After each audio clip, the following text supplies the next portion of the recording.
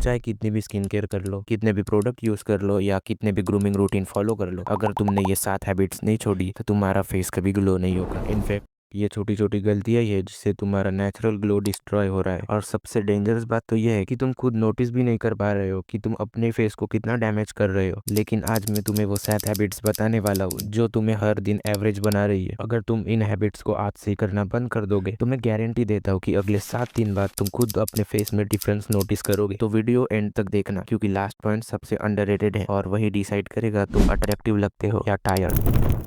रात में तुम्हारा फेस किस चीज के कांटेक्ट में रहता है? ना ही वो तुम्हारा फोन होता है और ना ही किसी तरीके का पोल्यूशन। तो अब वो कौन सी चीज है? तो भाई वो चीज है तुम्हारे तकिए का कवर। दिन भर लोग अलग अलग स्किन केयर करते हैं बट रात में उसी गंदे तकिए पर चेहरा रखकर सोते हैं। पूरे दिन भर की ऑयल, डस्ट एंड बैक्टीरिया उस तकिए पर चिपके रहते हैं और सुबह उठकर लोग आईने में देखकर कहते हैं कि पिंपल क्यों आए, मेरी स्किन ग्लो क्यों नहीं कर रही है। पर भाई असली रीजन कोई और चीज नहीं है बल्कि तुम्हारे तकिए का कवर होता है। पहले मैं भी इन चीजों को इग्नोर करता था, अब तो तक पिलो कवर नहीं बदलता था, बस यही सोचता था कि बस तकिए का कवर ही तो है, इससे क्या फर्क पड़ेगा। फिर मैं अपने डॉक्टर फ्रेंड के पास गया एंड उसे मैंने बताया कि भाई मैं डेली स्किन पर ध्यान देता हूँ फिर भी मेरी स्किन डल एंड अगली लगती है। फिर मेरे दोस्त ने मुझसे बस एक सवाल पूछा कि भाई तू पिलो कवर कितने दिनों में बदलता है? मैंने कहा कि भाई 1 से 2 हफ्ते में। तभी उसने मुझे इसके पीछे की साइंस समझाई। तभी मुझे रियलाइज हुआ कि मैं अपनी स्किन के अगेंस्ट काम कर रहा था। फिर मेरे फ्रेंड ने बताया कि पिलो कवर हर 2 दिन में चेंज करना चाहिए एंड मैंने कंसिस्टेंसी के साथ इसे फॉलो किया एंड सच बता रहा हूँ 1 से 2 हफ्ते में ही मुझे रिजल्ट दिखना स्टार्ट हो गए थे। मेरे पिंपल कम हो गए थे, स्किन बेटर दिखना स्टार्ट हो गई। तो भाई तुम भी अब से ये रूल फॉलो करना स्टार्ट कर दो, हर 2 दिन बाद अपने पिलो का कवर चेंज करना स्टार्ट कर दो। क्योंकि तुम रात को उसी गंदे तकिए पर सोया करोगे तो चाहे सुबह कितनी भी स्किन केयर करो तुम्हारा सारा एफर्ट जीरो हो जाएगा। तो चलो अब इस चीज को तो तुम फॉलो कर लोगे। तो अब आते हैं अपने दूसरी मिस्टेक पर। और भाई मैं उस गलती को सबसे ज्यादा करता था बट ये तुम्हारे लिए सबसे ज्यादा इंपॉर्टेंट स्टेप होने वाली है।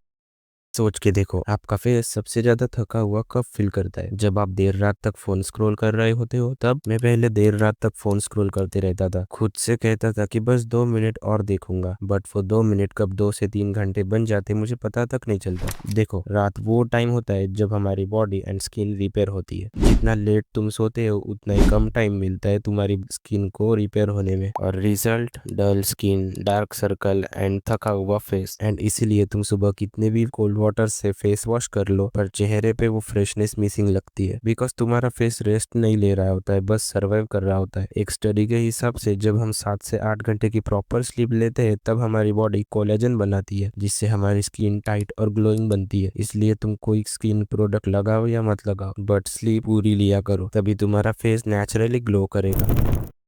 देखो ये हैबिट सुनने में तो अजीब लग सकती है लेकिन जब आप नाक की जगह मुंह से सांस लेते हो उसकी वजह से तुम्हारा फेस का स्ट्रक्चर खराब हो सकता है। जब तुम नाक की जगह मुंह से सांस लेते हो तो बॉडी को प्रॉपरली ऑक्सीजन नहीं मिलता है जिससे ब्लड सर्कुलेशन पर असर होता है और बॉडी को ऑक्सीजन की कमी महसूस होती है। इसकी वजह से तुम्हारा फेस पफी लगने लगता है, स्किन डल हो जाती है एंड जॉ लाइन धीरे धीरे वीक होने लगती है। जॉ लाइन एक ऐसी चीज है जो तुम्हारे लुक्स को शार्प दिखाती है। तुमने नोटिस किया होगा जो अट्रैक्टिव मैन होते हैं उनकी jaw line perfect and structure होती है, वही एक वजह है कि वो शार्प और अट्रैक्टिव लगते हैं। माउथ ब्रीदिंग सिर्फ तुम्हारे फेस को नहीं बल्कि तुम्हारे वॉइस को बिगाड़ती है। खैर वॉइस पर तो कभी बाद में डीप में बात करेंगे, लेकिन अभी ये एक बात समझो कि जब भी तुम ब्रीदिंग करो तो सिर्फ नोज से ही करो, चाहे वर्कआउट के टाइम हो या नॉर्मली। लेकिन हाँ जब भी तुम्हारी नोज जुकाम या ठंड की वजह से बंद हो जाए तो मुंह से ही सांस लेना, बट ज्यादातर टाइम अवॉइड ही करना।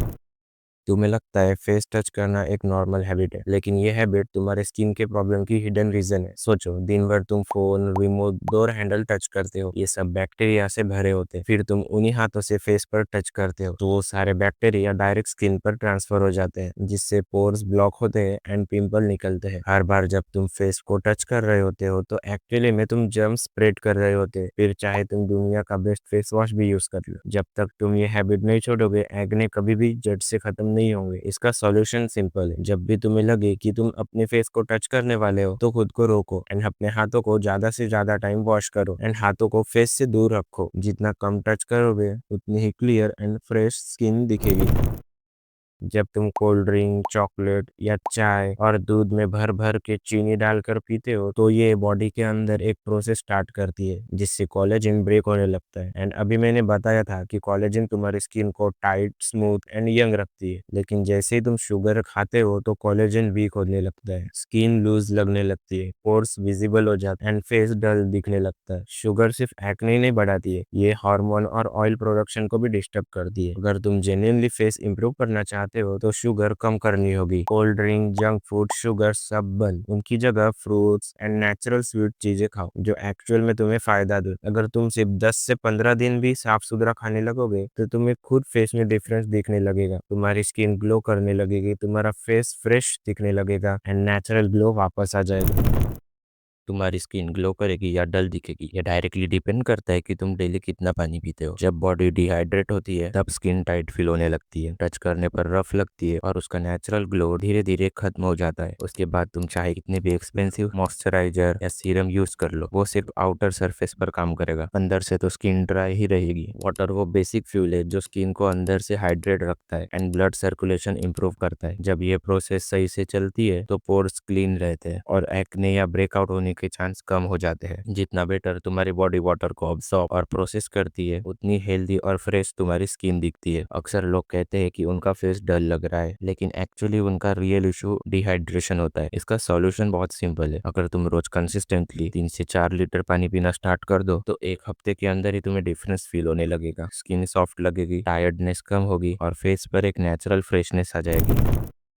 बहुत से लोग खुद को देखते ही एक लाइन बोल देते हैं, मेरे जेनेटिक्स खराब है, मैं कुछ नहीं कर सकता। यही सोच तुम्हें वही का वही अटका कर रखती है। हाँ, जेनेटिक्स एक स्टार्टिंग पॉइंट डिसाइड करती है, लेकिन तुम्हारी diet, fitness, skin care, hair style, sleep pattern और डेली हैबिट ये तय करती है कि तुम अपना कितना पोटेंशियल एक्चुअली अनलॉक करोगे। किसी भी ट्रांसफॉर्मेशन रील को उठा कर देख लो, एक एवरेज सा लड़का कुछ महीनों में ही मॉडल लेवल कॉन्फिडेंट और अट्रैक्टिव दिखने लगता है। क्या सबके जेनेटिक वर्ल्ड क्लास होते हैं? नहीं, उन्होंने बस उन चीजों पर काम किया है जो उनके कंट्रोल में थी। सच ये है कि तुम्हारे लुक्स का करीब 80% तुम्हारे अपने हाथ में होता है। जेनेटिक्स को ब्लेम करना बंद करो और खुद पर काम करना शुरू करो। जिम जाओ, डाइट क्लीन करो, स्लीप शेड्यूल ठीक करो, ड्रेसिंग सेंस इंप्रूव करो और ग्रूमिंग को सीरियसली लो। यही तरीके हैं जिनसे तुम अपना रियल फेस और रियल कॉन्फिडेंस बाहर ला सकते हो। अगर तुम पर्सनैलिटी, लुक्स और बॉडी तीनों में खुद को अपग्रेड करना चाहते हो तो चैनल को सब्सक्राइब कर सकते हो।